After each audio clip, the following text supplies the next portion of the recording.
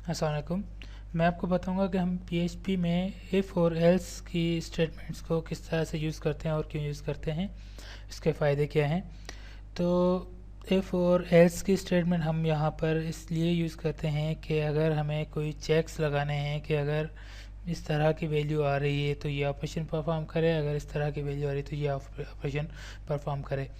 If और else के अंदर हमारे पास सिर्फ दो पॉसिबिलिटी होती हैं।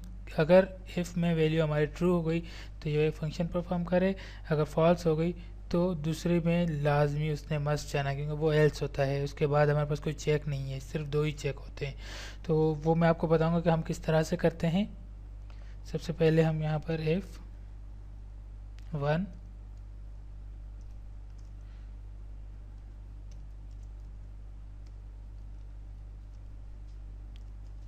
ट्रू।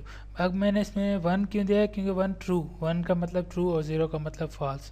तो 1 अगर 1 है यानी कि 1 की वैल्यू तो 1 ही होगी, तो ये 1 में मेरे पास सही जाएगा, ट्रू जाएगा। इसमें कुछ वैल्यू आ रही है यानी कि इसमें कुछ है, इसलिए ये ट्रू जाएगा।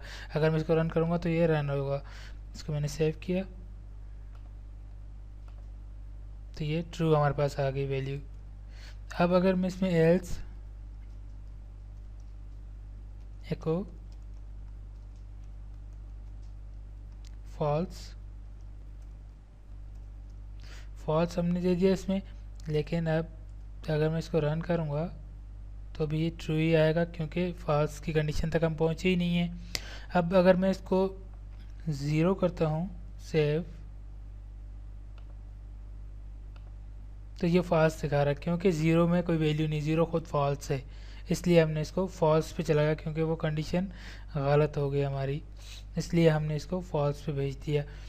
इसी तरह से हम वेरिएबल्स पे करते हैं, और इक्वल टू साइन यानी कि डबल इक्वल हम देते हैं। ये इस तरह से कि कोई वैल्यू सामने वाली वैल्यू के बिल्कुल बराबर हो, जैसे कि 1 इज इक्वल टू 1 हमने दे दिया तो ये कंडीशन ट्रू हो गई। 1 के बराबर है, बिल्कुल सही है तो ये हमारा इसमें ट्रू चलेगा, ट्रू आ गया हमारे पास। और अगर हम करते हैं 1 इज इक्वल टू ट्रू, तो अब ये क्या होगा, फॉल्स हो जाएगा, क्योंकि 1 इज इक्वल टू 2 तो नहीं है। तो इस तरह से हम इस पर करते हैं। अब हम एक वेरिएबल लेके करके देखते हैं।